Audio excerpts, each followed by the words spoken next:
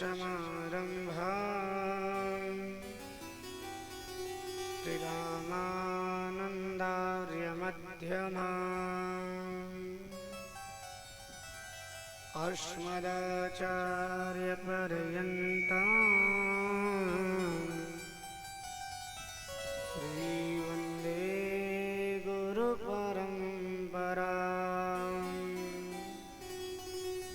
गौराङ्गं रश्मयं नित्यम्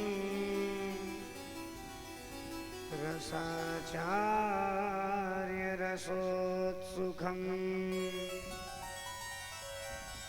श्रीवल्लभाचार्यदेवाख्यम्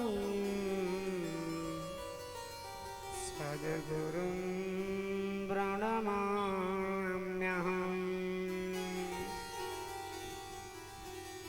ध्येयं सदा वरिभवाक्नमभीष्टदोहम् तीर्थास्पदं शिवविरञ्जिनुतं शरण्यम् वृत्यार्तिहं प्रणतपालभवाब्धिपूतम् वन्दे महापुरुषते चरणारविन्दम्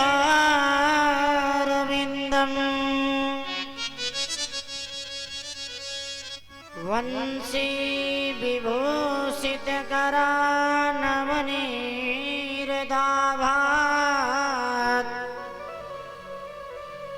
पीताम्बरादरुणबिम्बफलादरुष्टात् पूर्णेन्दुसुन्दरमुखात् अरविन्दनेत्रात्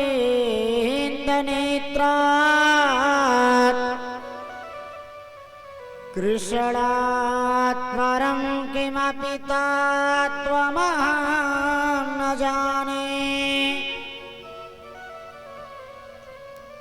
जय जय श्रीराधारमण जय जय नमल किशोर जय गोपीचितचोर प्रभु जय जय माखन चोर। अपने अपने घरन की सबका को भीर तुम ही भीर सब घरन के धन्य धन्य रघुवीर। जब तक सूरज चांद रहेगा ओ सागर में पानी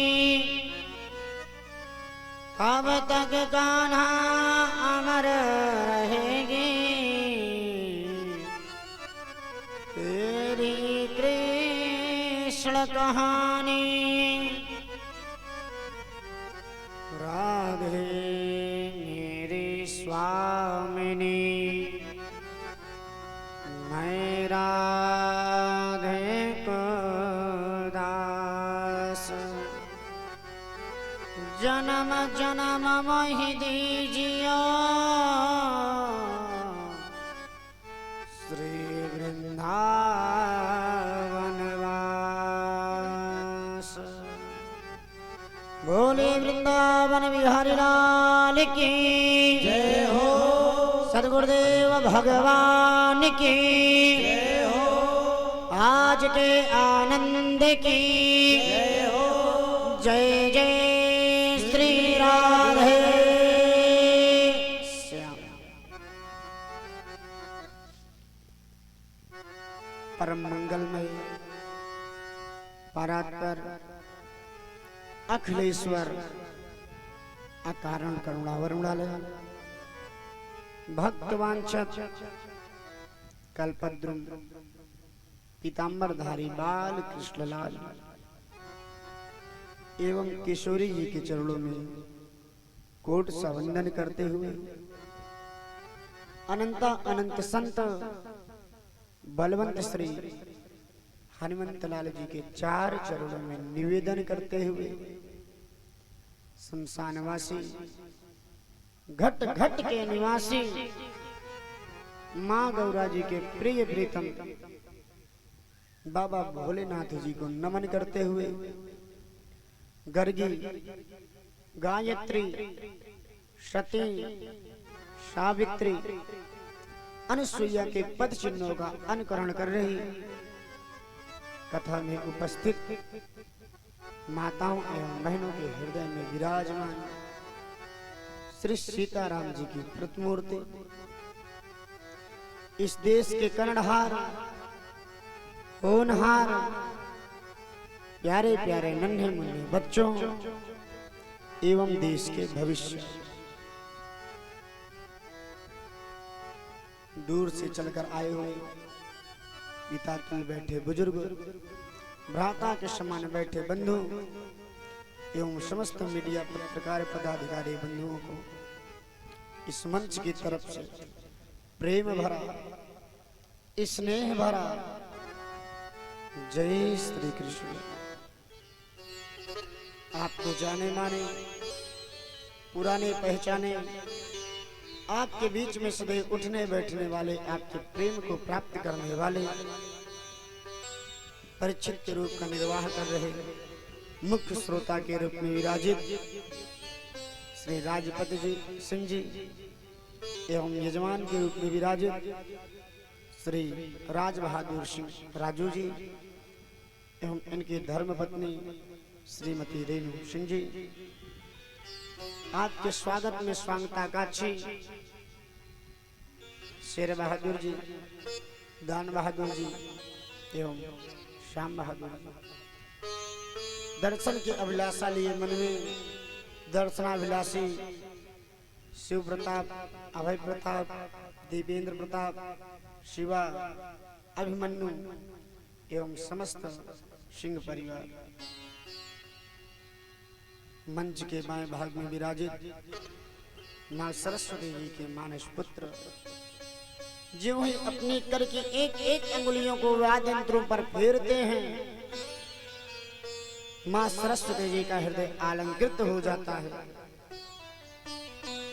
ऐसे प्रभाकर की डुगरी से सुशोभित हो रहे, आर्गन पर संगत कर रहे बलराम जी एवं तबले पर संगत कर रहे अंकुर तिवारी जी एवं पैड पर संगत कर रहे जयप्रकाश जी। इस यज्ञ में कोई विघ्न बाधा न उत्पन्न हो सके, वैदिक विधा से पूजन कार्य को करवा रहे एवं 18,000 श्लोक के मंत्रों का पाठ कर रहे बड़े ही कर्मकांड भास्कर स्वामी पीयूष जी, आचार्य अंकित जी एवं यज्ञाचार्य शिवम ओझा जी, पवन जी एवं इस गृह के कुल पुरोहित जी और पूज्य इस कुल के कुल गुरु जी।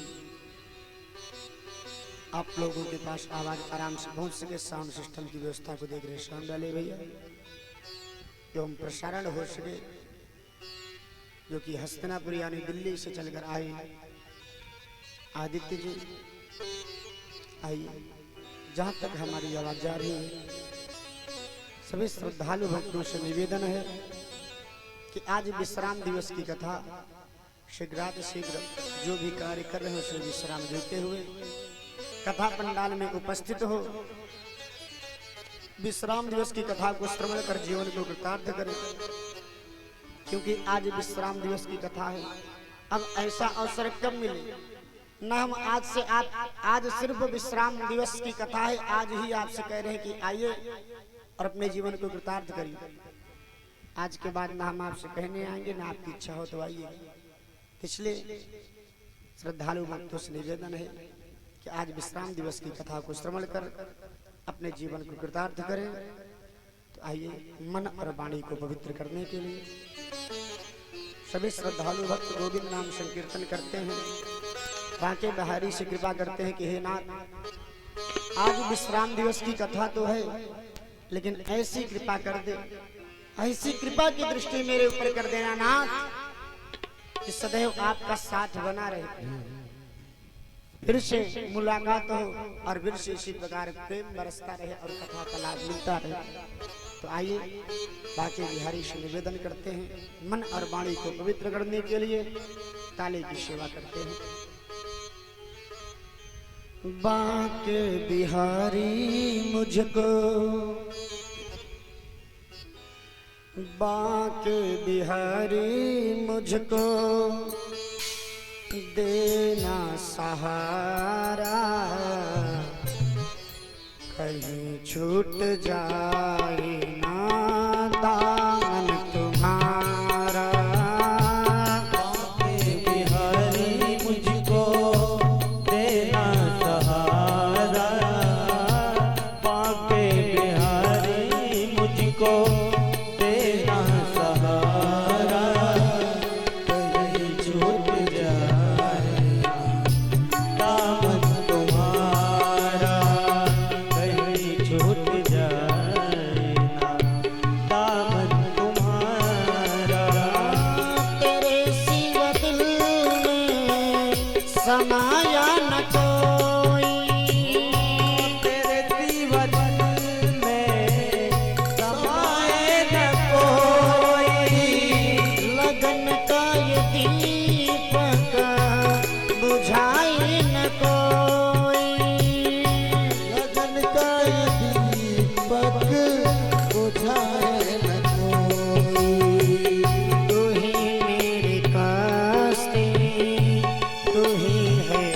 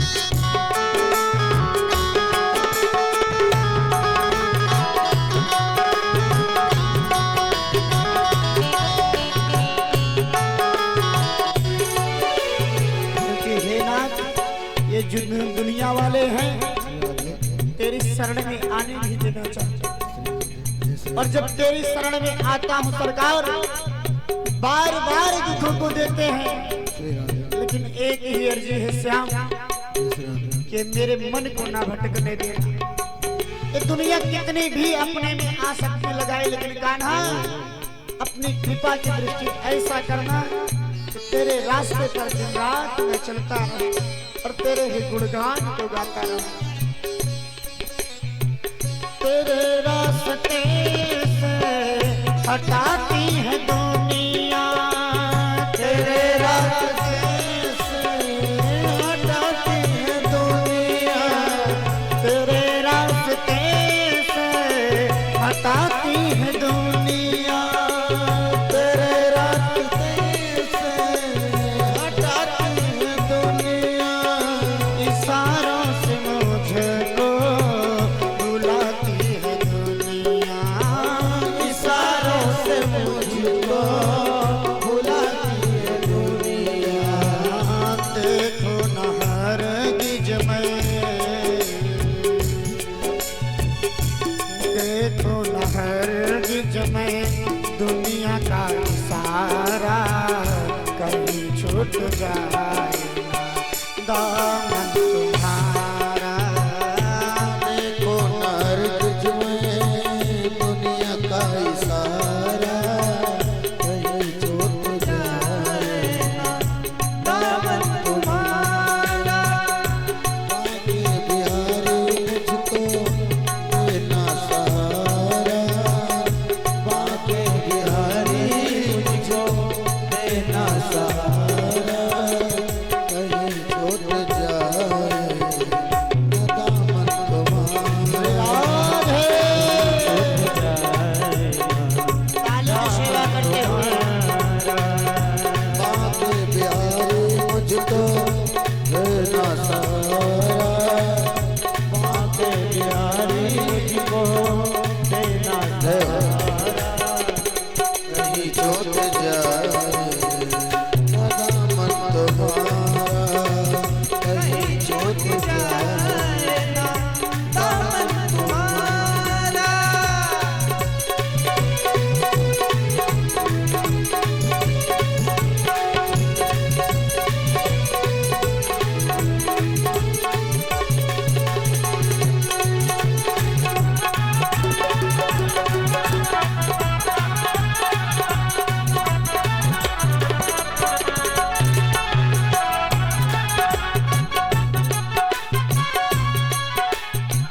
क्योंकि हे नाथ इस संसार में आ तो गया, लेकिन आपका जो सहारा मिल गया है यही एक आसरा है नाथ, नहीं तो जीवन तो किसी काम का ही नहीं था। बड़ी भूल की जो मैं दुनिया में आया, बड़ी भूल की जो मैं दुनिया में आया, बड़ी भूल की मैं जो दुनिया में आया, बड़ी भूल की दुनिया में आया, मूल भी खोया ब्याज गवाया, मूल भी खोया ब्याज गवाया।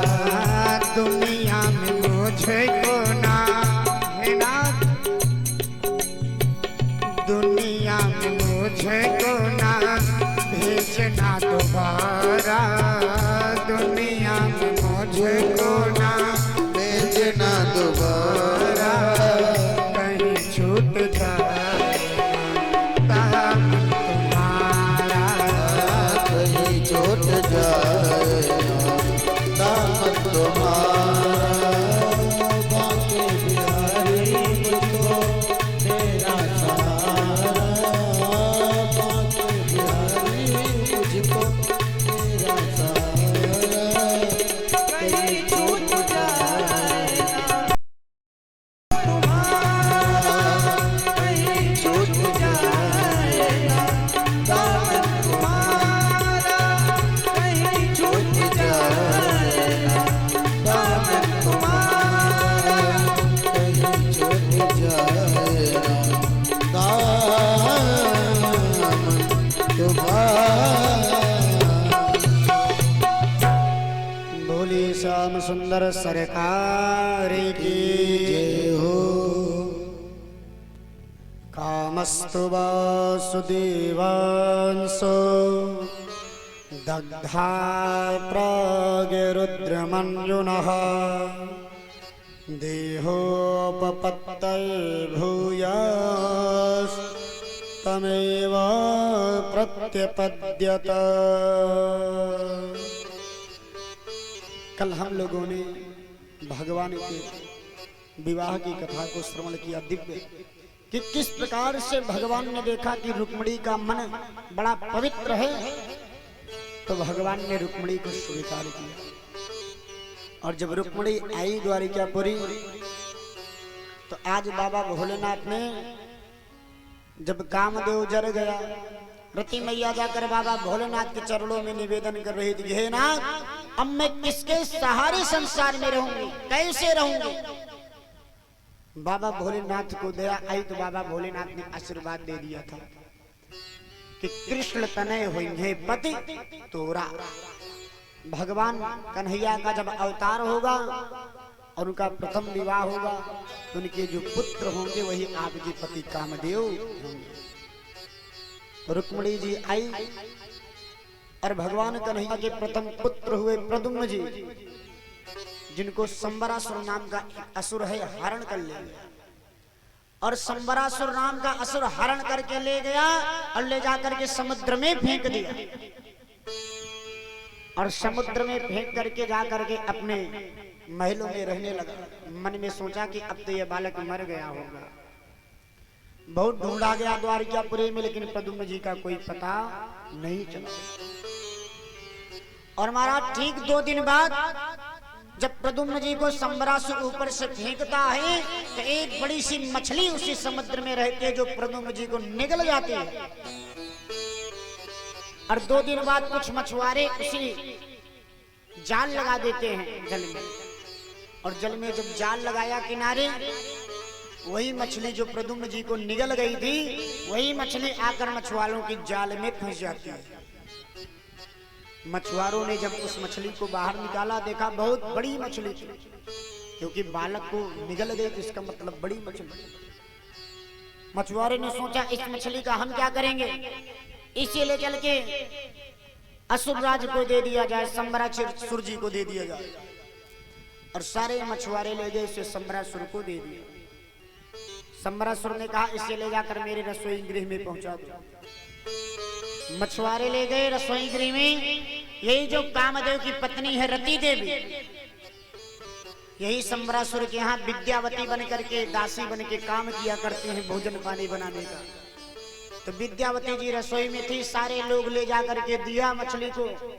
और विद्यावती ने बनाने के लिए जो हुई मछली के पेट को फाड़ा, तो उसके पेट से वही प्रद्युम्न जी निकलते हैं और एकदम सुरक्षित है हमारा। और जो ही आज देखा रति ने, वह विद्यावती ने कह रही ये तो मानवीय बालक है, उसे गोद में ले ली कि देखिए ये मछली कहां से बालक को निकल गई। जो ही गोद में ली तो प्रद्युम्न जी आंखों को खोल करके देखने लगे। रति ने देखा ये तो जीवित है। कि जाको राखे साइया मार सके ना कोई, बाल न बाका कर सके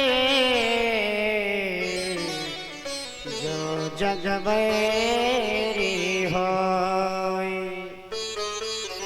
जिसके ऊपर हमारा साक्षात द्वारिका के धीश जगन्नाथ कन्हैया की कृपा हो, उसके मृत्यु कैसे हो सकती है।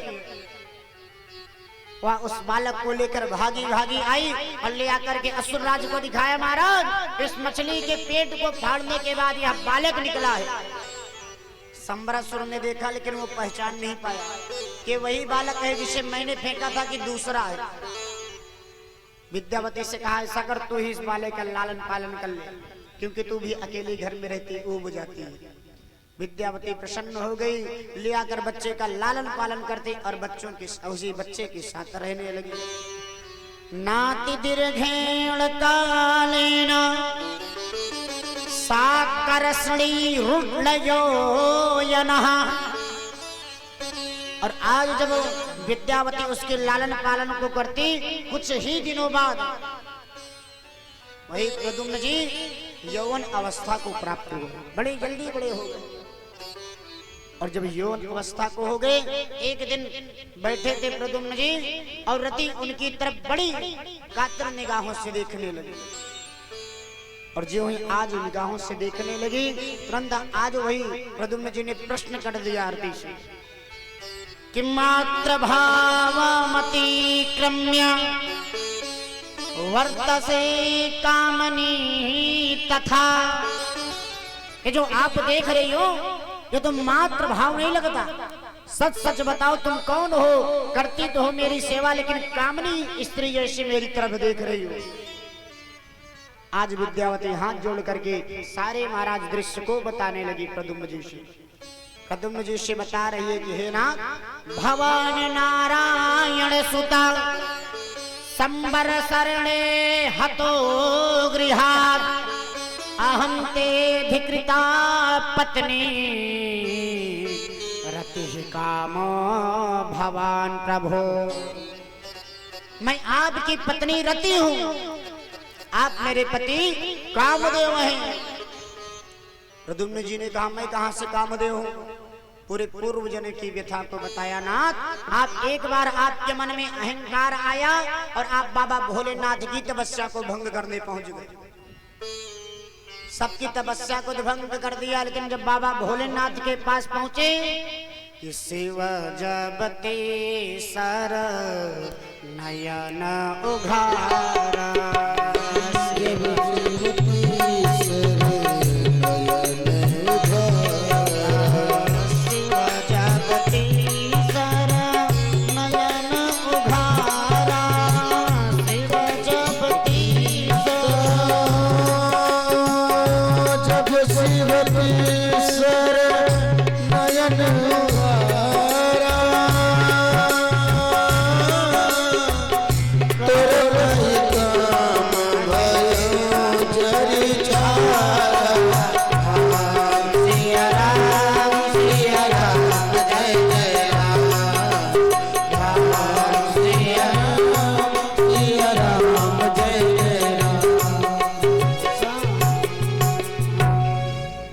शंकर जी ने तीसरी आंख को खोला, कामदेव जलकर भस्म हो गए।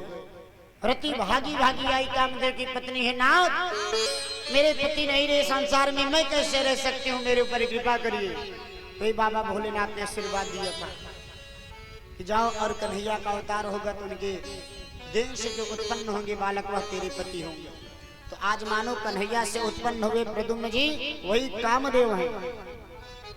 और आज जब रति ने बताई कथा को, तो आज प्रद्युम्न जी को बड़ा क्रोध आया कि सम्रासुर राक्षस इतना बलशाली कि मुझे मेरे द्वारिकाधीश से हरण करके ले आया, मैं इसे मार डालूंगा। रति चरणों में गिरकर निवेदन कर लगी, नाथ, ये बड़ा मायावी है और अभी आप इतनी माया नहीं जानते। मैं ये नहीं कहती कि आप बलशाली नहीं हैं, लेकिन समय का इंतजार करिए, क्योंकि सारे काम समय पे होते हैं। जब तक समय नहीं आएगा, हम कितना भी सोचें कि ये काम हो जाए, लेकिन वो हो नहीं सकता। इसलिए नाथ, समय का इंतजार करिए, जब समय आएगा तो उसे सजा दी जाएगी। और इधर जब तक महाराज समय आता, ये जाकर के मिलते रुक्मणी और कन्हैया से, तब तक भगवान के और विवाह हो गए। परीक्षित जी ने कहा, महाराज और विवाह मतलब? कहा, भगवान ने 16,108 विवाह किए। अभी तो मैंने एक विवाह के विषय में बताया, रुक्मणी के साथ। कहा, नाथ ने इतने विवाह किए? कहा, मेरे मन में जिज्ञासा हो रही, ऐसा कौन सा कारण बना जिस कारण से द्वारिकापुरी के दीनानाथ को इतने विवाह करने पड़े? मेरे मन में लालसा है, नाथ बताइए। सुखदेव स्वामी परीक्षित को बताने लगे हैं, परीक्षित, एक दिन भगवान अपनी सभा में बैठे थे और सभा में बैठे बैठे सब लोग आपस में बातचीत कर रहे थे। और बातचीत कर ही रहे थे कि इसी बीच राजा सत्राजित का आगमन हुआ। और जो महल में प्रवेश करने लगे तो गले में उनके एक मणि धारण करते हैं, जिसका नाम है समंतक मणि। समंतक मणि इतनी चमकदार थी कि सत्राजित अंदर आ रहे तो लग रहा जैसे सूर्य भगवान उतर करके चले आ रहे हो द्वारिकापुरी में। सारे राजा देखने लगे कि कौन आखिर चला आ रहा है। और महाराज जब पास पहुंचे सत्राजित, सबने देखा ये तो राजा सत्राजित है। सभा में बैठे कन्हैया ने इनसे कहा कि ऐसा करो सत्राजित, ये जो समंतक मणि आप धारण किए हो गले में, इसकी बड़ी विशेषता है। विशेषता क्या है कि समंतक मणि की विशेषता यह है महाराज कि अगर इस मणि के सामने बैठकर 8 घंटे रोज इसकी पूजा की जाए तो 2 कुंटल सोना प्रदान करती है। तो बताइए आप ना तो इसकी पूजा कर पाओगे, और अगर मान लो 2 कुंटल सोना मिल भी गया तो आप क्या करोगे इसे? क्योंकि एक आप हो, आपका छोटा भाई है, आपकी बहन है, राज्य में 3 ही लोग हो, इसे मुझे दे दो। सत्राजित को यह बात बड़ी बुरी लगी। सीधा उठता है सभा से और चला आता है, बिना कुछ बताए वापस चला आया महल। और एक दिन उसी मणि को सत्राजित का एक छोटा भाई है प्रसेन, जिसका नाम है प्रसेन, उस मणि को अपने गले में धारण करता है माला को, और शिकार खेलने जंगल में चला जाता है। जब जंगल में शिकार खेलने गया, एक सिंह ने देखा कि अरे ये तो कोई मानवीय जीव है, हाथ में धनुष बाण लिया है, ये मेरे प्रजाति के लोगों को मारने आया है, मैं इसके ऊपर इससे पहले ही आक्रमण कर दूं जब ते मुझे मारे। सिंह ने आक्रमण किया और प्रसेन को मारकर उसके गले से वही मणि को मुख में दबा करके आगे बढ़ गया। अब रीछपति हैं जामवंत जी, वो एक गुफा में बैठे तपस्या कर रहे हैं उसी जंगल में। और महाराज इधर जब सिंह मर गया तो मानो रीछपति जी उधर से जा रहे तो उनकी निगाह पड़ गई, और जो निगाह पड़ी जामवंत जी उस सिंह से भिड़ गए और उस शेर को मार करके उस मणि को लेकर जामवंत जी गुफा में चले गए। मन में सोचा बड़ी चमकदार मणि है, इसे अपनी पुत्री को दे दे, ये इससे खेलेगी, क्रीड़ा करेगी। जामवंत जी की पुत्री है जामवती, तो जामवती भी उसी गुफा में रहती थी, उसको मणि दे करके और भगवान नाम कीर्तन करने लगी। अब इधर सत्राजित को पता चला कि उसका भाई मारा गया और मणि की भी कोई पता नहीं। सत्राजित ने जगह जगह कहलवा दिया, रे ये काम द्वारिकापुरी के धीश द्वारिकानाथ कन्हैया का है, क्योंकि उन्होंने मुझसे मणि मांगी और मैंने मना कर दिया, इसलिए उसने मेरे भाई को मारकर वह मणि अपने राजकोष में जमा करवा ली है। कन्हैया के पास पहुंचते पहुंचते बात पहुंची, कन्हैया गुरु के शरण में गए, नाथ मैंने मणि को लिया भी नहीं और ये मणि का दोष क्यों लग गया मुझे? गुरु ने देखा, कहा कन्हैया तूने भादव की चौथ का चंद्रमा देख लिया, वह चंद्रमा श्रापित है, उसको जो देखता है उसको दोष लगता है। नाथ ने कहा अगर मैंने देखा है मुझे दोष लगा है तो मैं ही इस दोष को दूर भी करूंगा। और कन्हैया कुछ सैनिक को साथ लिए सीधा जंगल में चले दिए उस मणि की तलाश में। और जो ही जंगल में आए तो देख रहे हैं कि प्रसेन मरा पड़ा है, उसके आगे सिंह के पैर के निशान बने। कन्हैया सिंह के पैर को निशान को पकड़कर आगे बढ़े तो देख रहे सिंह भी मरा पड़ा है और उसके आगे भालू के पैर के निशान पड़े। कन्हैया उस निशान को पकड़कर आगे बढ़े तो देख रहे हैं कि वह निशान एक गुफा के अंदर प्रवेश कर रहा है। कन्हैया ने सैनिकों को आदेश दिया, तुम लोग यहीं ठहरो, मैं अंदर जाके देखता हूँ आखिर कौन है। और ज्यों ही कन्हैया अंदर प्रवेश किए, जामवंत जी भजन में लगे थे। जामवंत की पुत्री जामवती उस मणि के साथ लेकर क्रीड़ा कर रही थी। कन्हैया अंदर प्रवेश करें, देख रहे हैं कि महाराज कोई भालू की पुत्री खेल रही है मणि से। कन्हैया ने कहा इस मणि के लिए इतना बवाल है, मुझे इतना दोष लग गया, और देखो कैसे मस्ती में खेल रही मणि को लेकर। और ज्यों कन्हैया मणि को लेने आगे बढ़े, जैसे ही जामवती ने देखा जोर जोर से चिल्लाने लगी कि कोई मानव आ गया है, क्योंकि है वह पशु, तो मानव को देखकर जोर जोर से चिल्लाई।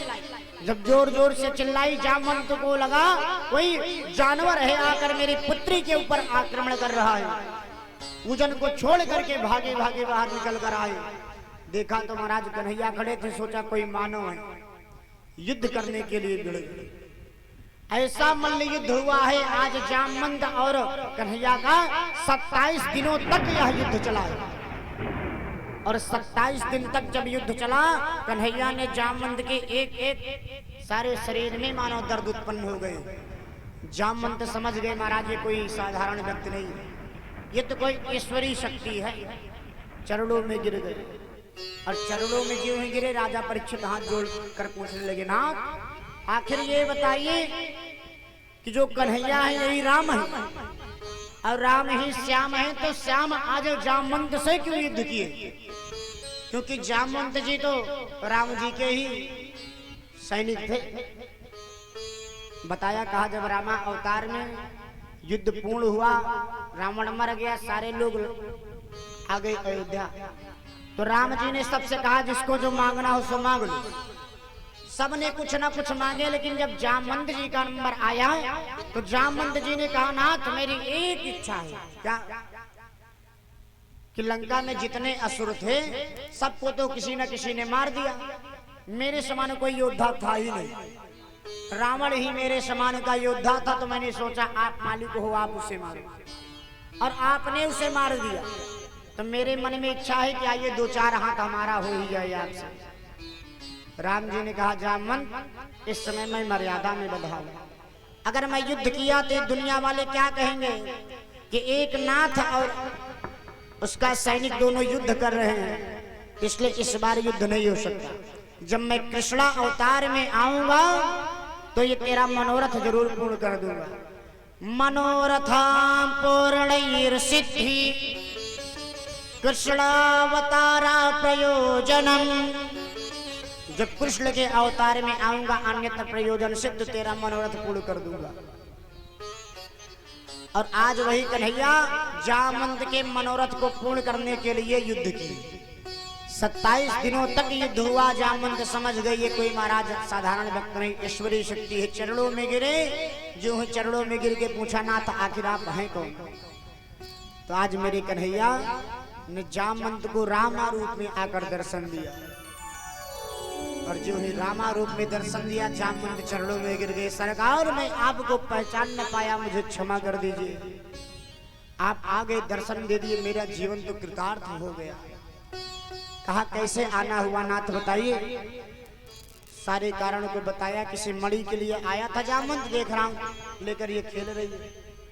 जामवंत ने कहा आप आ गए तो बड़ा अच्छा काम आपने किया, मेरा सब काम हो जाएगा। जामवंत ने कहा मणि तो तभी देंगे नाथ, कुछ मेरी शर्त है। कहा क्या? कहा ये जो मेरी पुत्री है इसको आप स्वीकार करो तभी मणि ले जा सकते हो, क्योंकि मुझे भजन में दिक्कत होता है। मैं भजन करना चाहता हूँ लेकिन मन में चिंता बना रहता है कि कोई पशु आकर मेरी पुत्री के ऊपर आक्रमण न कर दे, और जब इसको आप लेके चले जाएंगे तो मैं भजन कर सकूंगा, बिना चिंता मुक्त हो जाऊंगा। और आज जामवती का हाथ लेकर के जामवंत जी ने कन्हैया के हाथों में दिया और मणि भी सौंप दी। इस प्रकार आज कन्हैया का दूसरा विवाह जामवती के साथ संपन्न हुआ। और ज्यों ही कन्हैया आए द्वारिकापुरी तो सीधे जामवती द्वारिकापुरी में प्रवेश की, और कन्हैया उस मणि को लेकर सीधा सत्यजित के यहाँ पहुंच गए। और सत्यजित के हाथों में मणि को दिया, ये ले राजन तेरी मणि, इसको मैंने नहीं लिया था, तेरा भाई जंगल में पहनकर शिकार खेलने गया, शेर ने मार दिया था, शेर से भालू में लिया, भालू से लेकर मैं आ रहा हूं। और जो ही आज देखा कि भालू से लेकर मणि आ रहे हैं, सत्यजित बड़ा लज्जित हो गया कि बिना जाने समझे मैंने कन्हैया के ऊपर इतने दोष लगाए, और ये तो दोष रहित है। चरणों में गिरकर निवेदन मांगा, फिर भी उसे ऐसा लगा कि क्या कर दें ऐसा कि जिससे मुझे शर्मिंदगी ना महसूस हो। सत्यजित ने सोचा अब मेरा भाई भी नहीं रहा, मणि लेकर मैं क्या करूंगा आखिर। कहा कन्हैया आप ठहरो, ये मणि आप ही लेके जाओ। कन्हैया ने कहा ये मणि अब मैं नहीं रख सकता। सत्यजित ने अंदर से अपनी बहना को बुलाया जिसका नाम है सत्यभामा। सत्यभामा का हाथ दिया कन्हैया के हाथ में, कहा नाथ अब मणि लीजिए। कन्हैया ने कहा नहीं लेंगे मणि। कहा मैं आपको नहीं अपनी बहना को दे रहा हूं। और सत्यभामा के हाथों में मणि को पकड़ा दिया। और कन्हैया को भी मणि की आवश्यकता थी, इसलिए कन्हैया भी मणि को लिए, और सत्यभामा मणि और कन्हैया सीधा द्वारिकापुरी में आ गए। बोले द्वारिकाधीश भगवान की। इस प्रकार से 3 विवाह भगवान के, एक मणि के चक्कर में 2 विवाह हो गए। और एक रुक्मिणी जी पहले थी। एक दिन अर्जुन आए द्वारिकापुरी भ्रमण करने, तो कन्हैया से कहा, नाथ आज मेरी इच्छा होती चल के यमुना के किनारे भ्रमण किया गया। कहा लेकिन एक शर्त है, आप मेरे सारथी बनकर महाभारत में युद्ध किए, मैं युद्ध किया तो मेरे सारथी बनकर मेरी मदद की। आज मैं चाहता हूं मैं आपका सारथी बनूं और आप बैठे रथ पर। कन्हैया ने कहा ठीक है।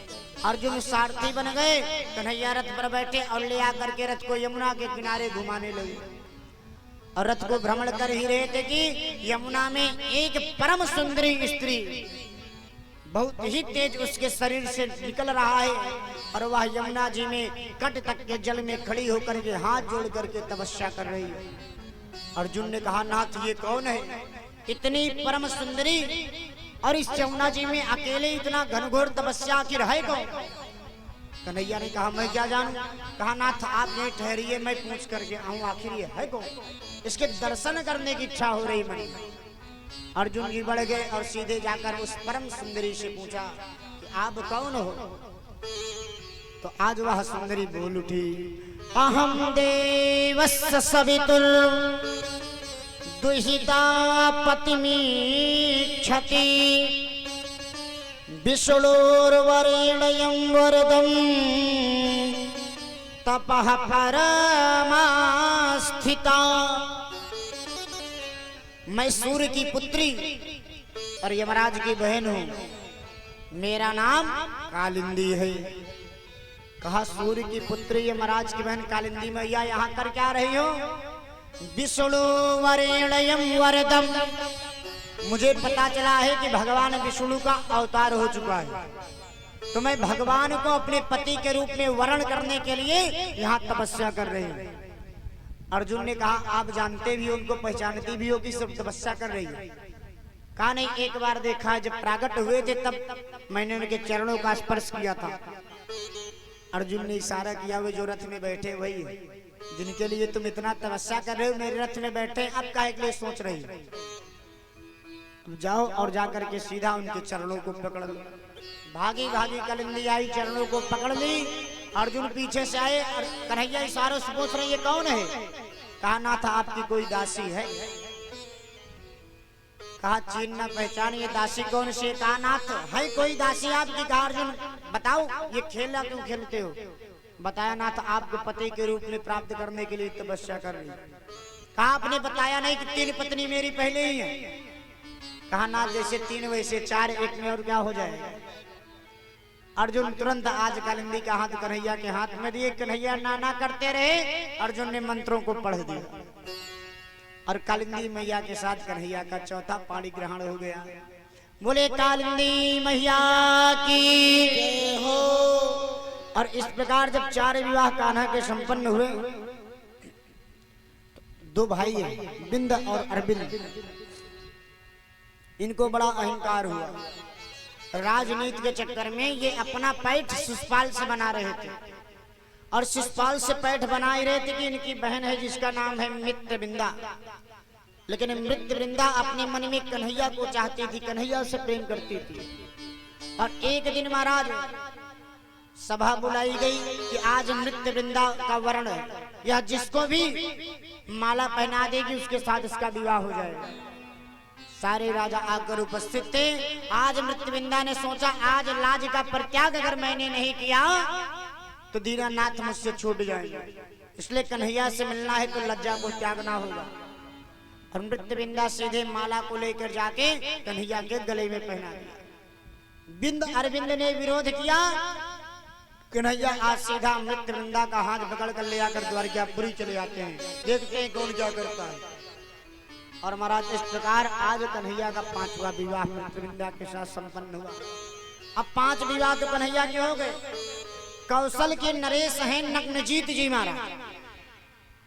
नग्नजीत जी ने संकल्प किया, इनके पास बड़े 7 बैल थे बलशाली, कि जो भी वीर इन 7 बैलों को एक साथ नथ देगा मैं उसके साथ अपने बेटी का पाणी ग्रहण करूंगा। नग्नजीती की पुत्री का नाम है सत्या। सारे वीर आते और आकर के बल का प्रयोग करते वापस चले जाते, बल लगाते चले जाते, सब परास्त हो गए। मां सारे राजा भागे भागे कन्हैया के पास आए। नाथ अब आपके ही नाथ मेरी इज्जत है। और कन्हैया ज्यों ही आए एक ही बार में सातों बैलों को नथ दी।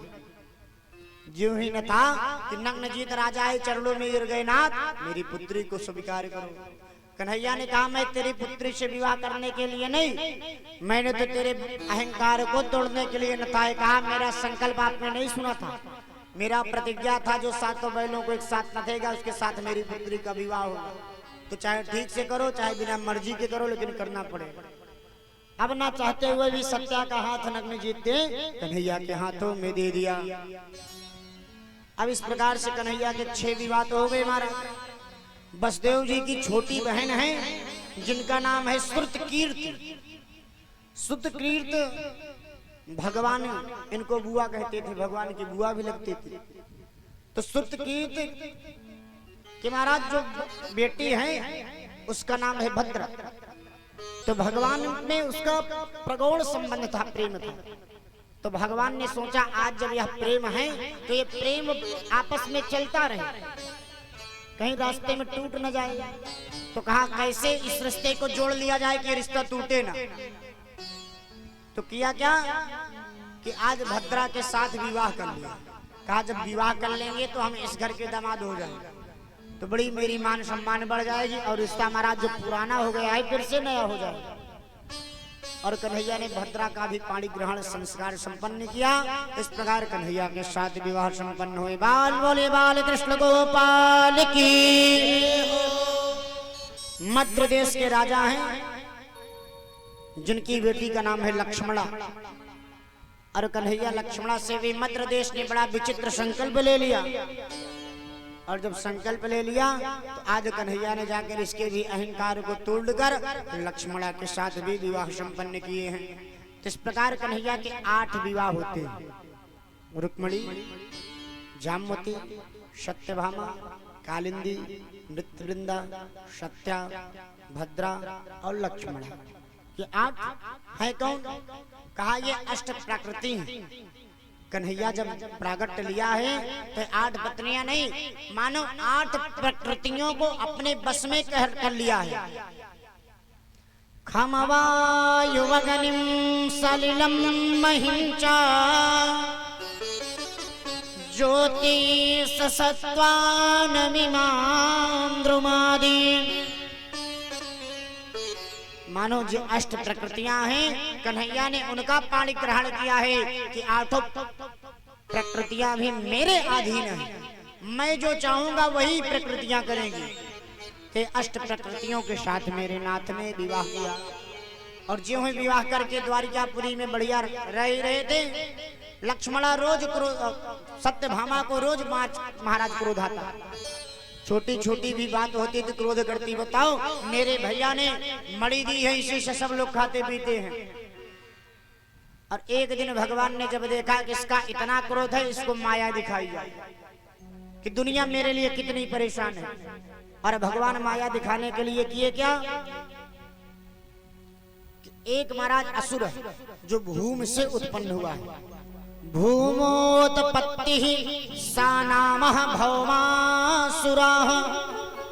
भूमि से उत्पन्न हुआ इसलिए उसका नाम भौमासुर पड़ गया। और भौमासुर करता क्या था कि लोगों के यहाँ जाता, युद्ध के लिए ललकारता, और जब युद्ध पर विजय पा जाता तो उनकी पुत्रियों को ले आकर के बंदी बना करके कारागृह में रख लेता। और 16,100 कन्याओं को वह बंदी बनाकर रख लिया। सारे उसके सैनिक कहते नाथ विवाह कर लो इनसे, आखिर कब करोगे? कहता अभी तुम जानते नहीं हो, जिस दिन ये 20,000 हो जाएंगी उस दिन हम विवाह करेंगे।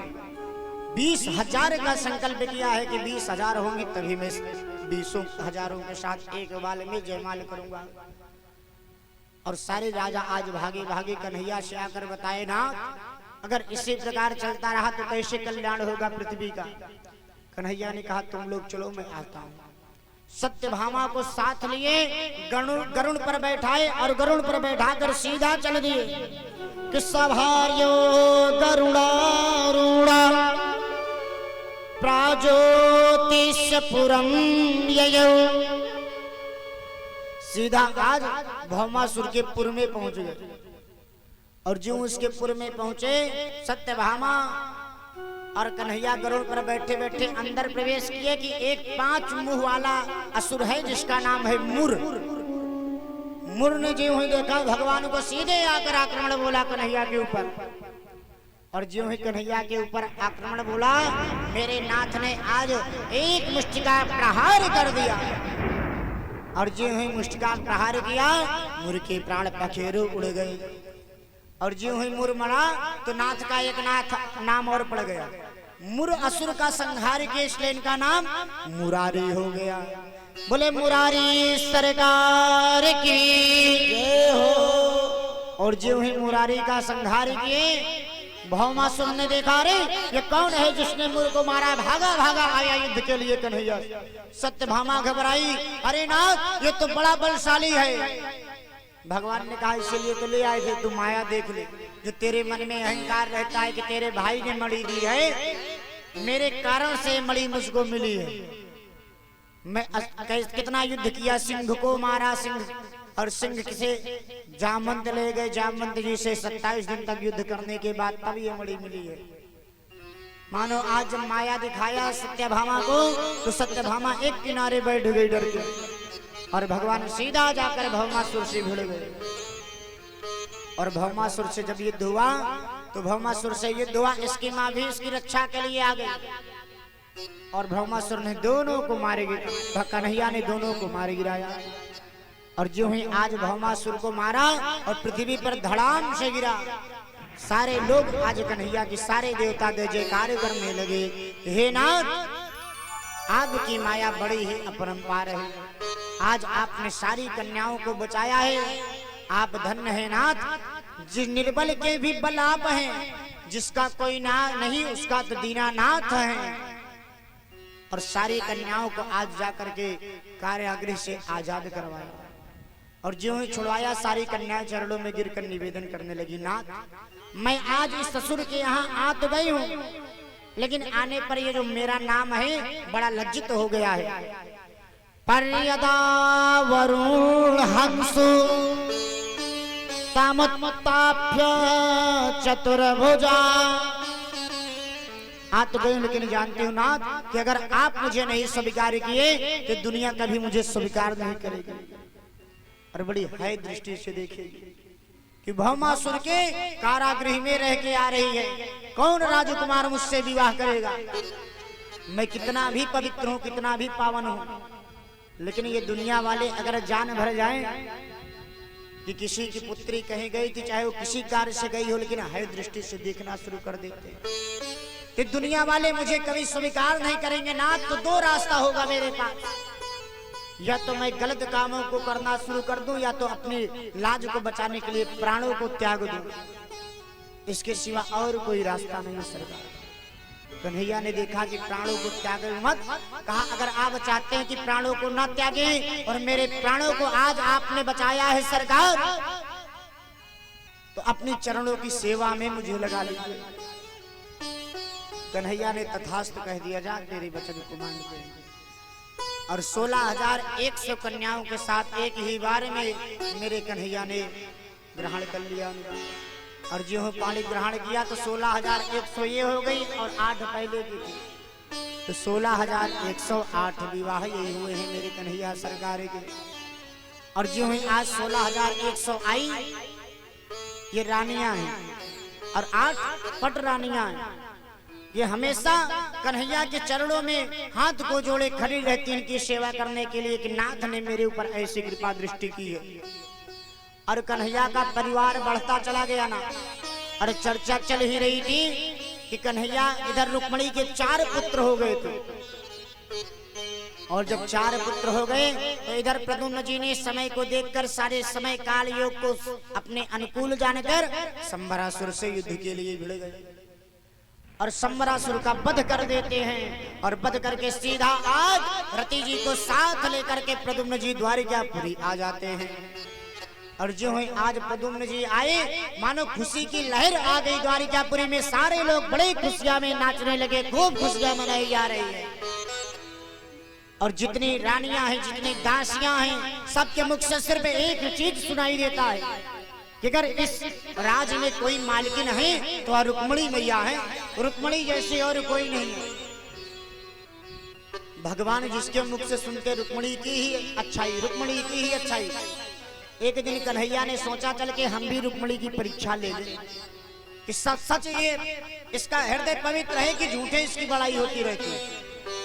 और कन्हैया परीक्षा लेने के लिए किए क्या कि रुक्मिणी के कमरे में आए।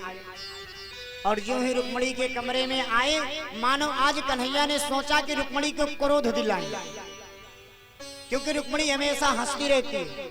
हंसते हुए तो बहुत अच्छे चेहरे लगते हैं, आखिर क्रोध में ये कैसे लगती है इसको देखा जाए। और कन्हैया आज यह भाव लेकर अंदर आए। रुक्मिणी जो लेकर आती, जल पीने को ले आई, कन्हैया ने कहा प्यास नहीं है। दूध ले आई, कहा भूख नहीं है। चरणों को पकड़कर बैठ गई, कहा मेरी सेवा ना करो। क्यों मेरी सेवा करती हो? अरे रुक्मिणी तुझे एक बात समझा दे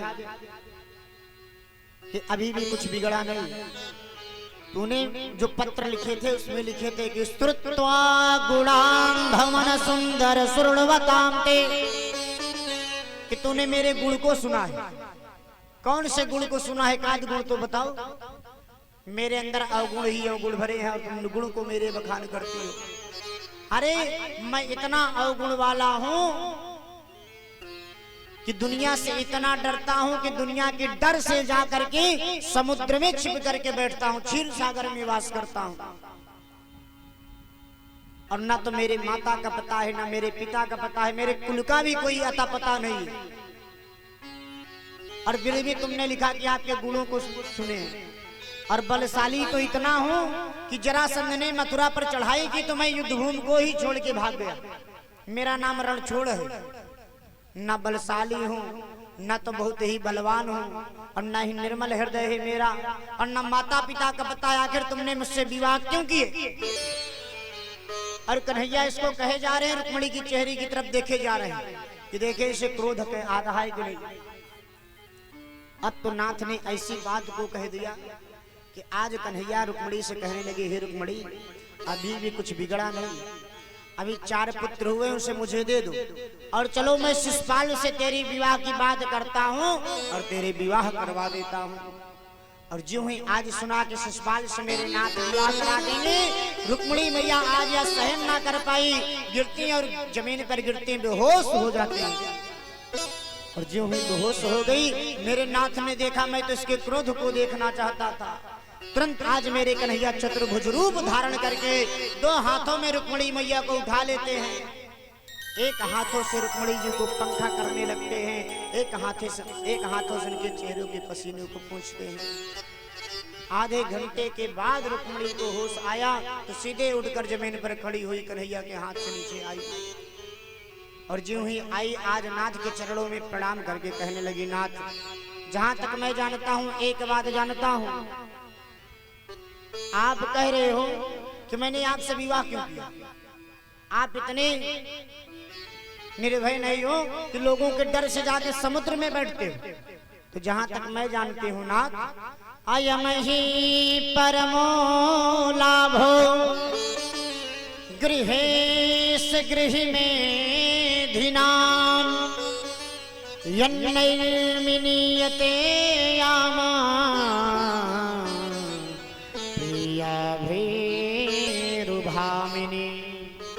ज्यादा तो आपके विषय में नहीं जानती नाथ, लेकिन इतना जानती हूँ कि आप इसलिए क्षीर सागर में बैठते हैं क्योंकि आपको ये संसार प्रिय है, लेकिन क्या निर्मलता आपको प्रिय है। और अब संसार में निर्मल कम रह गए, दिखावापन लोगों के अंदर ज्यादा हो गया है। मुंह में राम बगल में छुरी, ऊपर से तो खूब भक्ति करेंगे लेकिन अंदर से महाराज कोई भक्ति नहीं। तो आपको ये दिखावापन बिल्कुल प्रिय नहीं है, इसलिए आप जाकर क्षीर सागर में वास करते हैं, क्योंकि समुद्र का स्वभाव है कि अगर उसमें ले जाके हम माला अर्पण भी कर दें, माला चढ़ा दें, तो लहरों के माध्यम से माला को बाहर कर देगा, अपने अंदर नहीं प्रविष्ट करता। इतना पवित्र होता है समुद्र और इतना निर्मल होता है, इसलिए आपको समुद्र अच्छा लगा, इसलिए आप समुद्र में रहते हैं। और अगर बल्कि आपने कहा कि मैं रण छोड़ूं, तो जहां तक मैं जानता हूं नाथ कि पवन तनय संकट हरण मंगल मूर्ति रूप राम लखन सीता सहित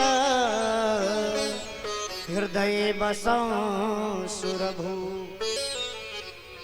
हनुमान जी महाराज ने आपको हृदय में बसा करके जो काम असंभव था, जिस सागर को पार करने के लिए सारे बंदर भाग रहे थे कि मैं नहीं कर सकता, हनुमान जी आपके नाम का जप किया, हृदय में आपकी झांकी को बसाया और सीधा जाकर के महाराज लंका में सारे असुरों को अस्तव्यस्त करके लंका फूंक कर ही चले आए। तो जब आपके दूत के अंदर राम दूत मैं मातु जान, जब आपके दूत के अंदर इतनी शक्ति है तो आपकी व्याख्या क्या बताएं? यहीं से समझ जाओ कि आपके अंदर कितना बल है नाथ। कन्हैया सोच रहे इसको मेरे विषय में सब कुछ पता है। और तीसरा प्रश्न आपने क्या कहा कि मेरे माता पिता नहीं है, मेरे कुल का नहीं पता, तो ये बताओ नाथ। तदा ब्रवीण्य वनो वाणी बलवेनुजितो कुला। क्या आपके भी माता पिता होते हैं क्या? जहां तक मैं जानती हूँ आप अजन्मा हैं, अविनाशी हैं, आपका जन्म नहीं होता, आपका अवतार होता है। और दुनिया के माता पिता तो आप हैं, और जब दुनिया के माता पिता आप हैं तो क्या आपके भी माता पिता और आपका भी कोई कुल होता है क्या?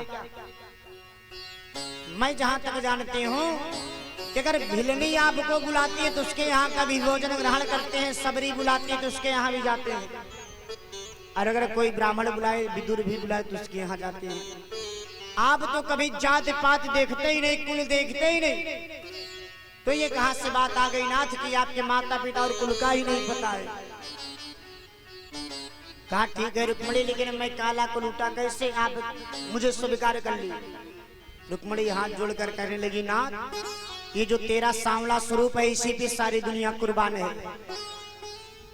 कि लाली मेरे लाल की जित देखो तित लाल, लाली देखन मैं गई सो मैं भी हो गई लाल। हे लाल, हे कन्हैया, आपकी ये जो कालिमा है, सवारी सांवला सूरत है ना, यही सारी दुनिया के मन को मोह ली है। और अच्छा हुआ कि आप कान्हा बन के आए हो कि हे कान्हा यदि तुम होते लली तो कट जाते सर करोड़ों के।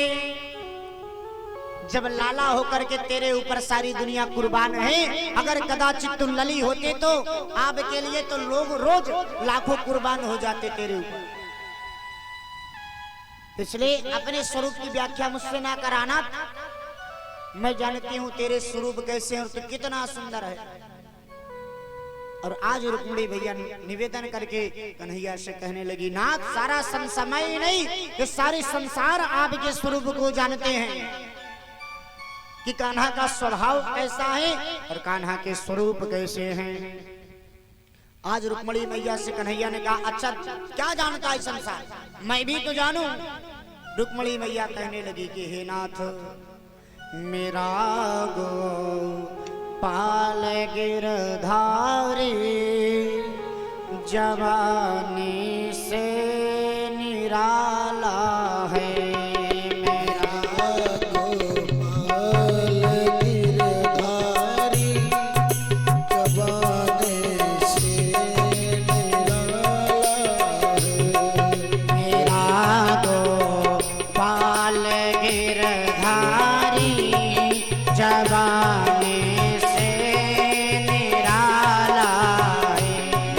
मेरा गो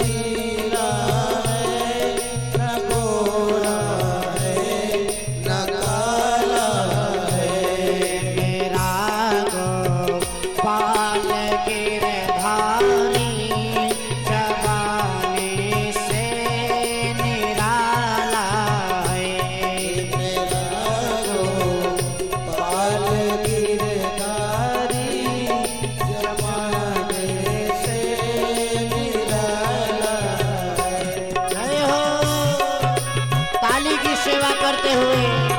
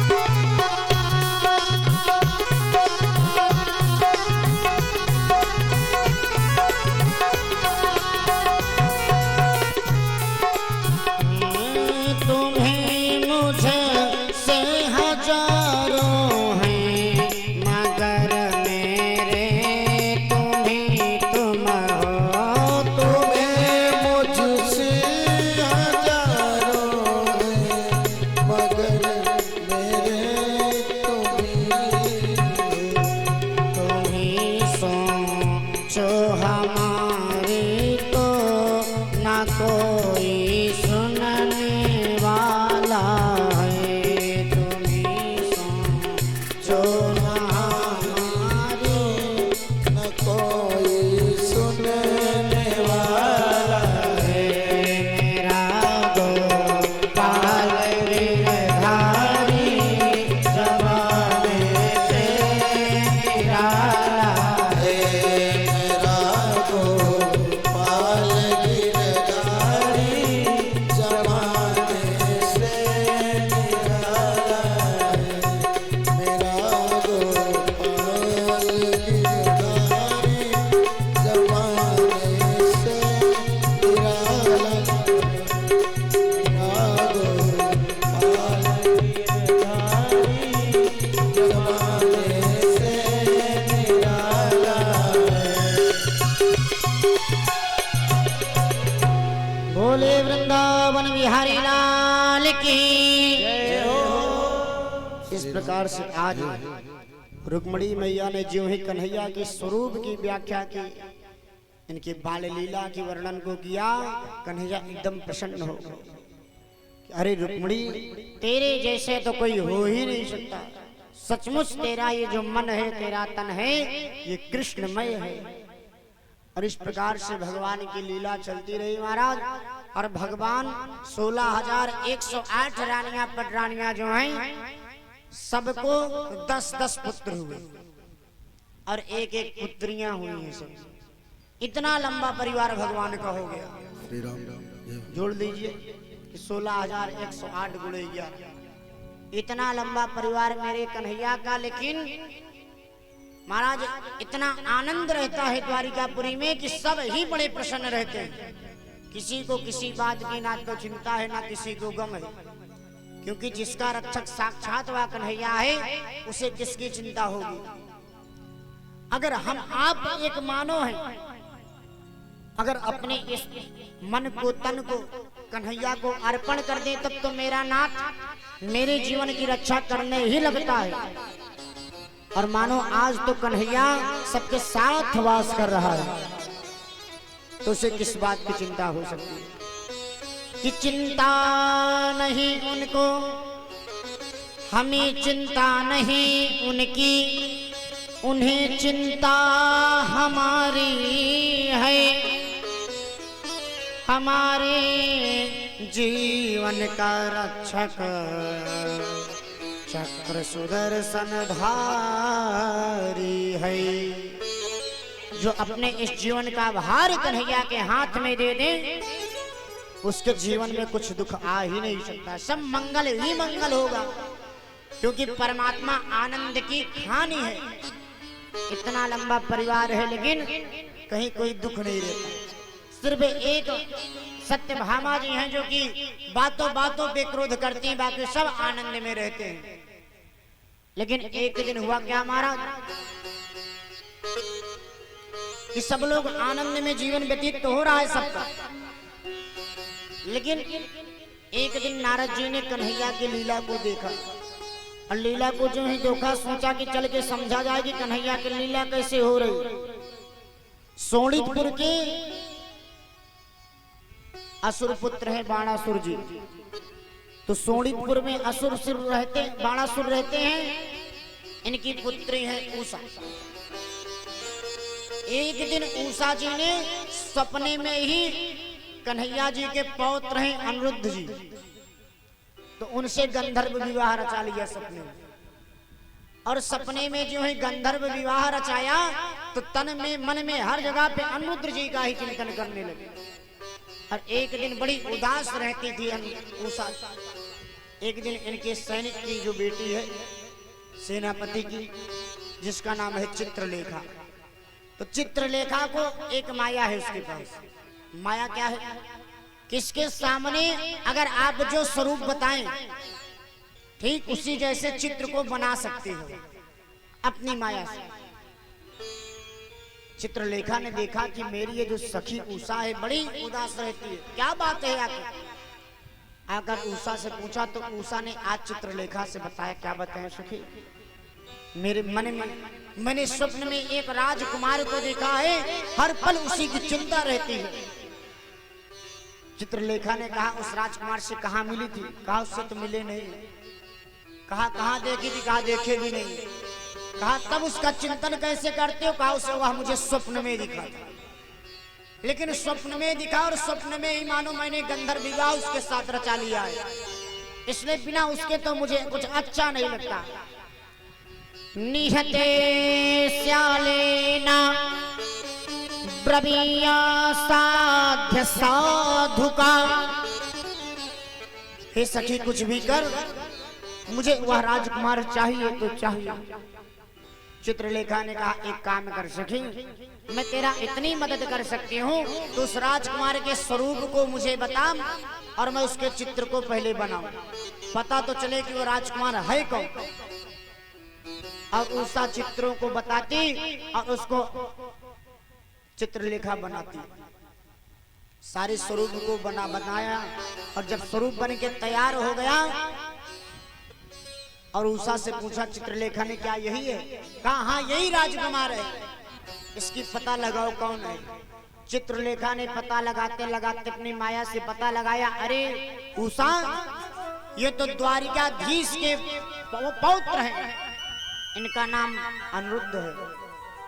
कहा महाराज चाहे द्वारिकापुरी क्यों चाहे जहां क्यों, लेकिन एक काम कर सकी, मुझे ये चाहिए तो चाहिए। और रात्रि में अनिरुद्ध जी सो रहे थे द्वारिकापुरी में और चित्रलेखा ने माया से ही अनिरुद्ध जी का हरण कर लिया और हरण करके ले आई और सीधा ले आकर के उषा के कमरे में अनिरुद्ध जी को ले आके छोड़ दिया।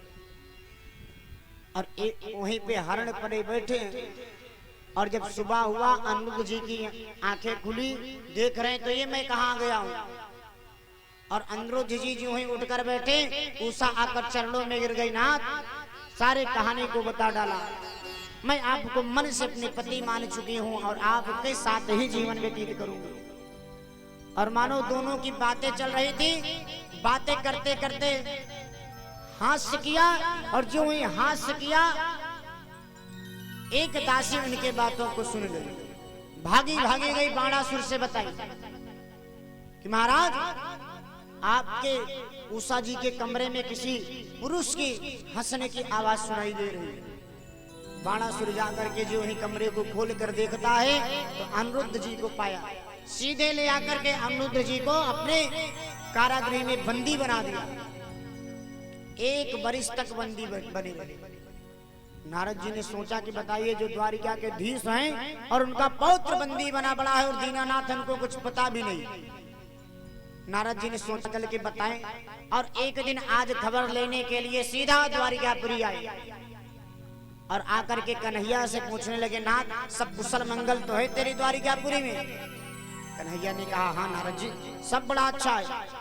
नमामि त्वा अनंत शक्ति परेशम सर्वात्मानां केवलम ज्ञाति मात्रम। सब तो कुशल है लेकिन ये केवल एक जो ज्ञान शून्य है सत्यभामा, इसी से थोड़ी दिक्कत बनी रहती, बाकी सब मंगलमय है। अब नारद जी बातों बातों में कहा ये तेरे राज में सब तो दिख रहे हैं कन्हैया, लेकिन अनिरुद्ध जी नजर नहीं आ रहे। अनिरुद्ध जी कहाँ है? अब जब अनिरुद्ध का नाम लिया तो कन्हैया ने कहा अंदर कहीं बैठा होगा, इतना बड़ा महल कहाँ उसे ढूंढे, आप बुलाइए मिलने की इच्छा हो रही।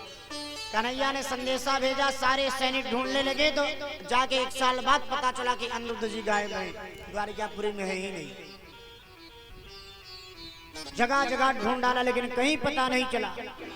अंत में कन्हैया हाथ जोड़कर नारद जी से पूछ लगे, नारद मुनि आखिर हैं कहाँ अनिरुद्ध जी? क्योंकि आपने चर्चा किया है, इसका मतलब उनके विषय में आपको जानकारी है, तभी आपने चर्चा किया है।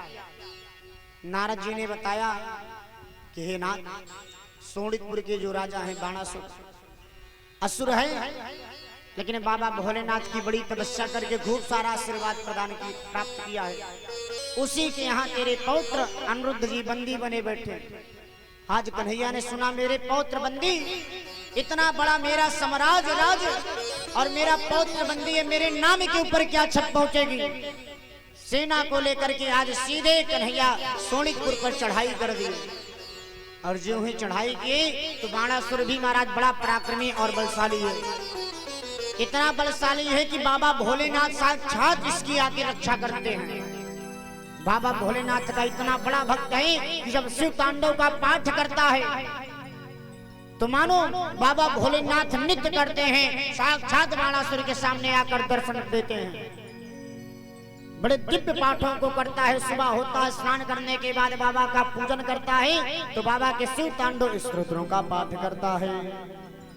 जटाटवी गलज्ज्वल प्रवाह पावितस्थले गले विलम्बिताम्बुजङ्ग तुङ्गमालिकामट्टमट्टमट्टमन्निनादवट्टवर्णयं चकार चण्डताण्डवं तनोतु नः शिवस्य जटाकटाः सभ्रमं भ्रमन्निलम्बनिर्झरि विलोलवीचिवल्लरी विराजमानमूर्धनि धगत् धगत् धगत् ज्वलल्ललाटपट्ट पावक किशोर चन्द्र से धरे रति प्रतिक्षणं धराधरेन्द्र नन्दिनी विलासवन्द बन्धुरस्तु रक्तिगन्ति सन्तति प्रमोदमान मानसे भाकटाक्ष धोरणि निरुद्ध दोर्धरापदि क्वचित् दिगम्बरे विनोदमे वस्तुनि।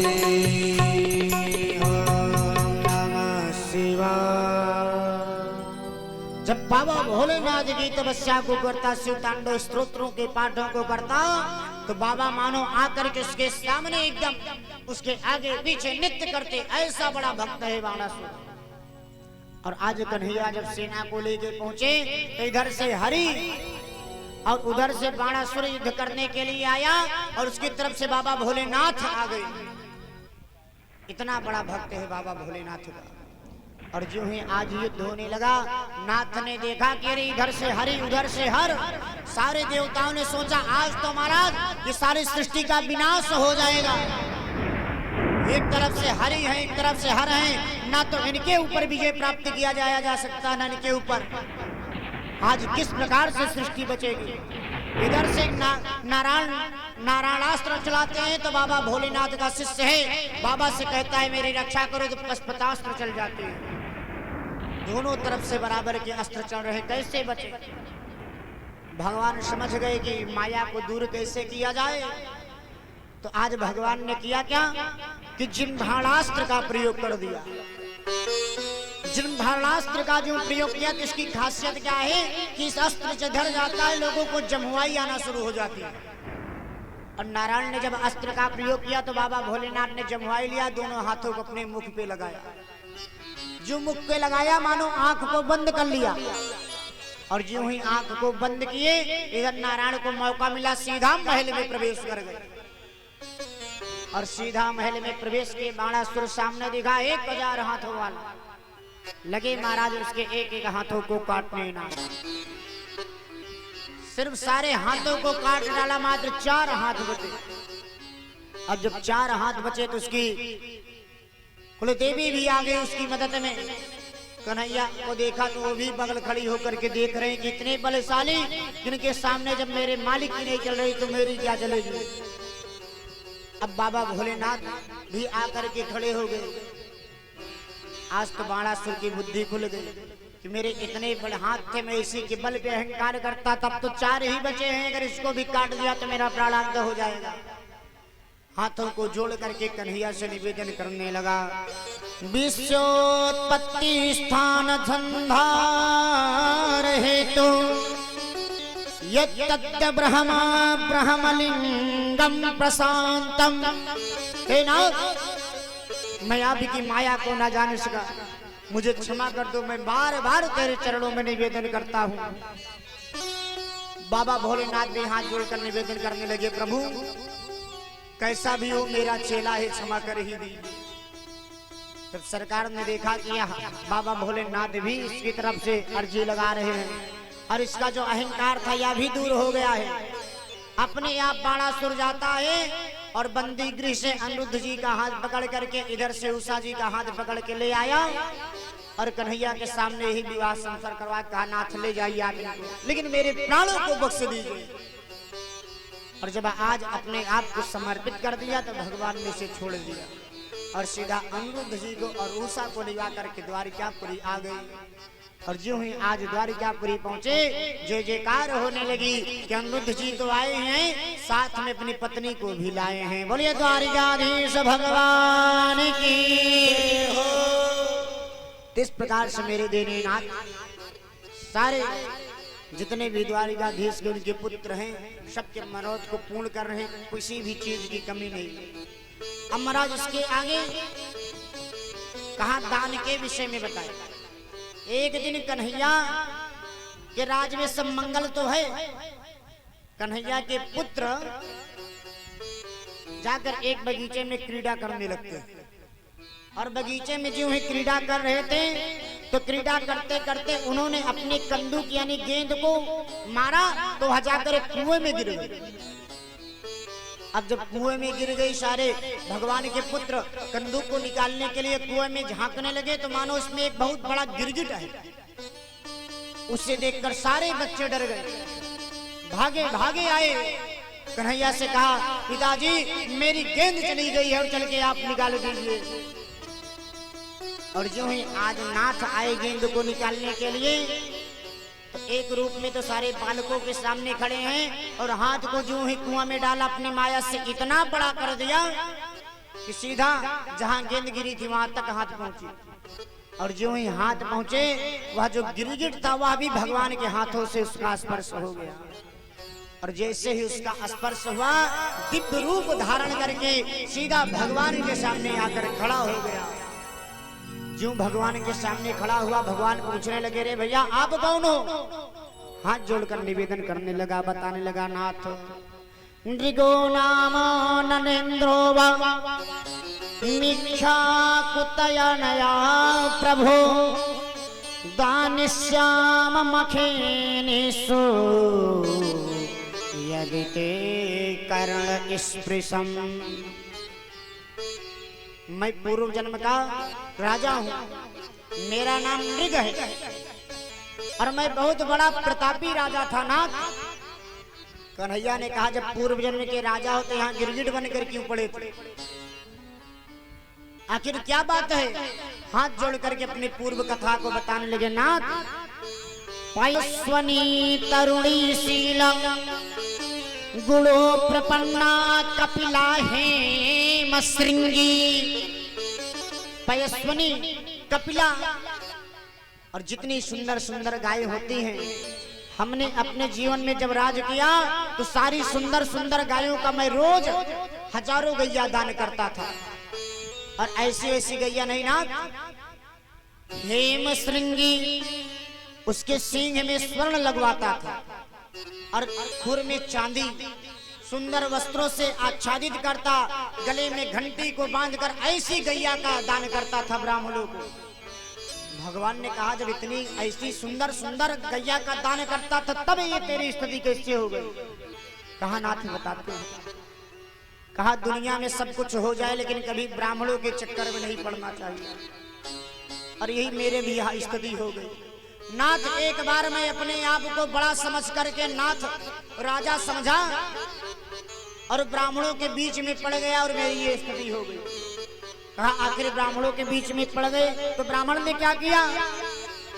कहा ब्राह्मण के बीच में ऐसे पड़ा ना कि मैं गैया का जो दान करता था, एक दिन मैंने एक गैया का एक ब्राह्मण को दान दिया और जो ही बढ़िया सुंदर से सजा करके सोने का सींग चांदी का फूल लगवा करके दान किया और वह पंडित जी गैया लेके जा रहे थे और मानो रास्ते में उनके हाथ से वह गैया छूट गई। और जो ही गैया छूटी तो सीधा भागते भागते राजा नृग के गौशाला में आकर प्रवेश कर गए। और जब गौशाला में प्रवेश कर गई लाखों गैया के बीच में वह गैया भी आ गया। इतने में एक विप्रदेव और आए और आकर के राजा नृग से कहा महाराज मुझे गैया चाहिए। राजा नृग ने कहा मैं गैया का तो दान करता हूँ विप्रदेव, इसमें याचना करने की क्या आवश्यकता? जाइए लाखों गैया मेरे गौशाला में है, जो गैया आपको पसंद आए उसे लेके चले आओ और संकल्प करा लो। विप्रदेव गए लाखों गैया देखे लेकिन कोई गैया ना पसंद आई। वही गैया पसंद आई जो गैया उस ब्राह्मण के हाथ से छूट करके भागी गौशाला में आ गई थी। तो वह विप्रदेव उस गैया को देखे बड़ी सुंदर है, उसे ले जाकर राजा नृग के सामने पहुंचे और कहा महाराज यही गैया चाहिए। राजा नृग ने कहा और सुंदर सुंदर गैया है देख लो। कहा नहीं यही चाहिए। न हम माधवम धेनु, बस राजा यही धेनु चाहिए। कहा ठीक है आप यही इच्छा है तो संकल्प करा के ले लो। राजा ने संकल्प किया और जो ही पंडित जी को वह गैया दिया, इतने में जो पंडित जी पहले उस गैया को संकल्प करवा के ले गए थे, गैया भागी भागी आई थी, वे पंडित जी भी भागते भागते राजा के दरबार में आ गए और दरबार में आकर कहा नाथ मेरी गैया मेरे हाथ से छूटकर आपके यहाँ भाग आई है। कहा जाओ गौशाला में देख लो। और जो गौशाला में देखने गए तो दूसरे पंडित जी वह गैया लेकर चले जा रहे थे। पंडित जी खड़े हो गए, कहा अरे ये गैया मेरी है पंडित जी, आप इसे कहाँ ले जा रहे हो?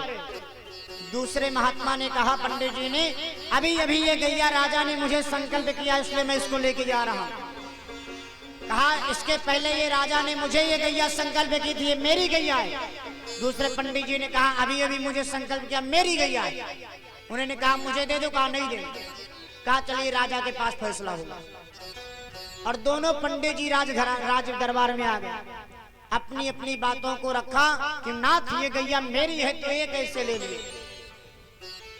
और दूसरा कहने लगा महाराज आपने संकल्प किया तो मेरी है, इनको कैसे दे दूं। और दोनों का इस प्रकार से युद्ध देखकर बस राजा ने इतना कहा अन्यथा में सदंड भाग। अरे तो दोनों लोग आपस में इतना लड़ते झगड़ते हो, चलो मेरी गौशाला में एक नहीं 10 गैया दे देता हूं तुमको। इतने ज्ञानी होकर के मूर्ख जैसी बात करते हो, दोनों लोग एक गैया के लिए लड़ते हो। और जो है आज राजा ने इतना कहा कि दोनों ब्राह्मणों को क्रोध आ गया। दोनों ब्राह्मण एक में एकत्र हो गए, मिल गए कि मैं दोनों आपस में लड़ूं या कुछ करूं, आप बीच में क्यों बोले। जाओ आप जिस प्रकार बीच में बोले और एक गैया का 2 बार दान दिए हो और सर को हिला रहे हो कि आप भी ले लो आप भी ले लो, श्राप दे देता हूं तुम गिरगिट हो जाओ।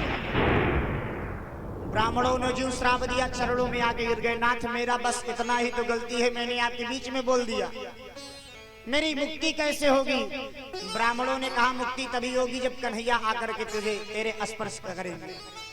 कहा कब आएंगे? कहा द्वापर में आएंगे। और महाराज वही राजा गिरगिट बन के राजा नृग जाकर उस कुएं में वास कर रहे थे कि कन्हैया आए और स्पर्श करें तो मेरा कल्याण हो। तो कहा इसका मतलब ये है महाराज कि कोई चीज अगर ब्राह्मण को दान दे दी जाए तो दान अगर आपने किसी एक वस्तु को एक ब्राह्मण को दान दे दी है तो एक वस्तु का बस एक बार दान करना चाहिए। ये नहीं कि एक वस्तु को बार बार दान करें। बार बार अगर दान करते हैं तो वह दान पाप में बदल जाता है, उसका पुण्य नहीं आपको पाप मिलता है। और दूसरी बात, अगर आपने किसी वस्तु का एक ब्राह्मण को दान दे दिया तो चाहे वह ब्राह्मण ले जाए या न ले जाए, सर जाए गल जाए कुछ भी हो जाए, लेकिन आपका ये अधिकार नहीं कि उसको उठाकर दूसरे पंडित जी को दे दो। क्योंकि अगर दूसरे पंडित जी को दे दिए, वो पंडित जी मांगने आए तब क्या करोगे? और नहीं दिए तो महाराज फिर यही राजा नृग जैसी स्थिति होगी।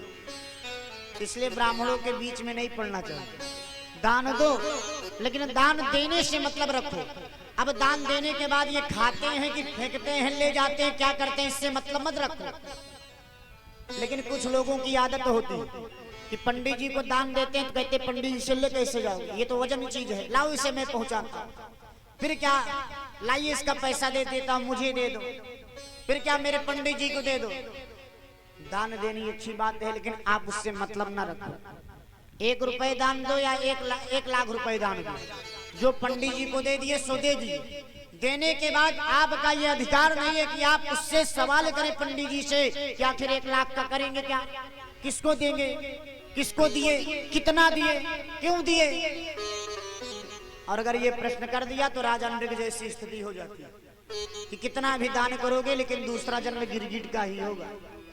इसलिए दान करिए, लेकिन दान करने के बाद कभी उसको किसी से कहिए मत कि मैंने पंडित जी को इतना दान दे दिया। क्योंकि गुप्तो हम दानस्य फली कृत्वा, जितना दान गुप्त किया जाए उतना फल उसका बढ़ जाता है, और जितना आप लोगों को बता करके उसको बताए उसकी महिमा उतनी कम होती जाती है। क्योंकि जितने लोग जानते हैं उनको भी उसका थोड़ा थोड़ा फल प्राप्त होता है।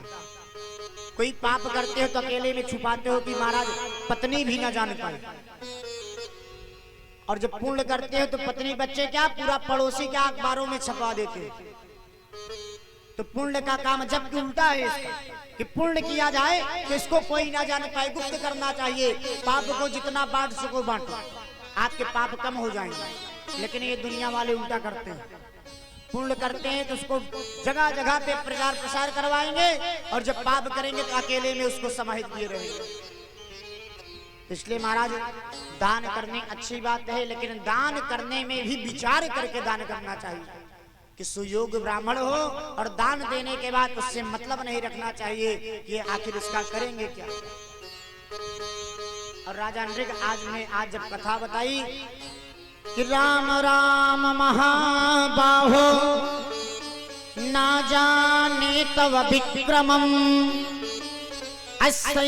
कंसेन विधृता जगते जगता पते। और आज मेरे नाथ का जो ही हाथ का स्पर्श हुआ तो राजा नृग का कल्याण हो गया।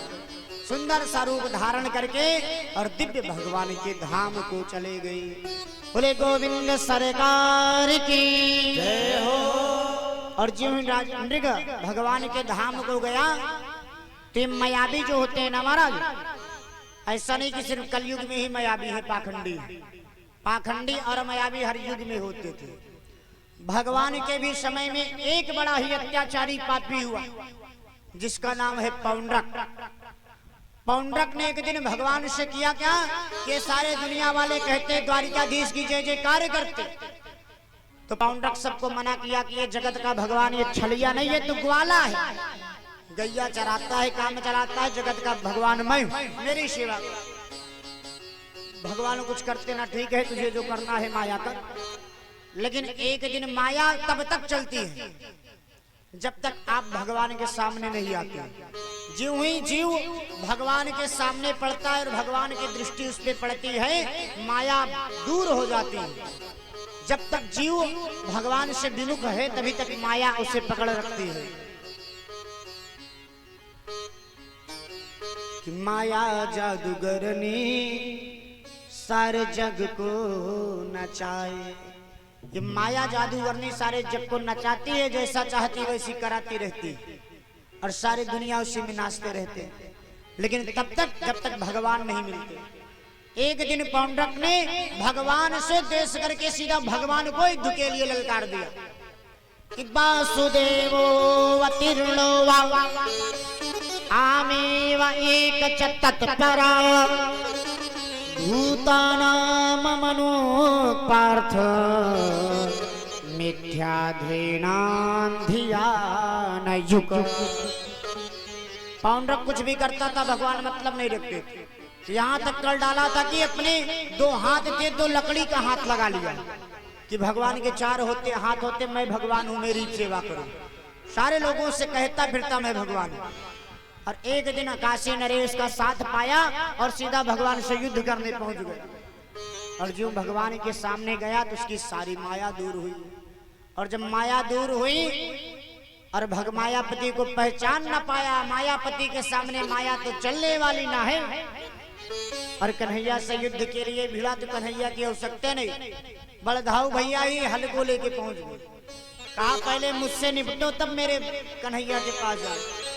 कन्हैया पीछे इशारा किए, बलदाऊ भैया रुक जाओ, ये मुझसे युद्ध करने आया, इसके मन में इच्छा है तो मैं ही इसकी इच्छा पूरी करूं, क्यों आप इसकी इच्छा को तोड़ना चाहते हैं? आप जाओ और काशी नरेश से लड़ो। बलदाऊ भैया सारी सेना से युद्ध करने लगे, कन्हैया इधर महाराज पौंड्रक जी से। और देखते ही देखते महाराज अस्त्रों को भी रख दिया कन्हैया। कहा पौंड्रक जितना तेरे पास माया हो सब लगा ले। जितने शस्त्रों को चलाता, अस्त्रों के द्वारा बाणों को छोड़ता, सब भगवान के पास आते विलुप्त हो जाते। एकदम परेशान हो गया। आज जब परेशान हुआ, सारी माया दूर होने लगी तो भागना शुरू किया। कन्हैया ने कहा अब जब मेरे सामने सन्मुख होए जीव मोई जब ही, तो जन्म बोध अग नाठई तब ही, जन्म पाप अग नासे तब ही, जन्म के पाप में उसके काट देता हूँ। जीव जब मेरे सन्मुख हो जाता है और आप मेरे सन्मुख हो गए हो, तो अब आपको जाने की आवश्यकता नहीं है, अब तो तेरे पाप कट जाएंगे। और अब कन्हैया ने कहा अब जाने की आवश्यकता नहीं। देखते ही देखते जाकर महाराज युद्ध के लिए भिड़े और हाथों से ही प्रहार कर दिया कि मुष्टिका प्रहारा हंतुका प्राण रोधिरा। जो ही प्राणों प्रहार किया मुष्टिका से, प्राण पखेरे उड़ गए और मुख से उसके रुधिर बमत होने लगे। जितनी माया थी सब दूर हो गई और अपने आप को भगवान कहता फिरता था। आज मानो भगवान ने उसका कल्याण कर दिया। तो ये क्या है महाराज माया, कि भगवान कन्हैया के समय में भी मायावी लोग रहते थे और कलयुग है, इसमें तो ज्यादा मायावी है, तो इनसे बचना चाहिए। कहा बचा कैसे जाए? कहा भगवान नाम का सहारा ही लेना चाहिए, क्योंकि जब भगवान की सहारा को लेंगे तभी मायावी से बच सकते हैं। नहीं तो मायावी किस भेष में आ जाए मैं जान नहीं सकता। जाने बिन न होई प्रतीति, इसलिए जान के पहचान के तब महाराज किसी से प्रीत बनाई। बिना जाने पहचाने अगर किसी को घर में बैठने का स्थान दिए तो लेटने का स्थान ढूंढेगा। लेटने का स्थान पाया कि अपना समझ करके आपके ऊपर उल्टा FIR कर देगा कि मेरा घर है, मुझे जबरदस्ती कब्जा भगा रहे हैं। इसलिए ऐसे मायावियों से सावधान रहिए, माया से बचना चाहिए। अगर माया जिसको ठग ली कि चलता नहीं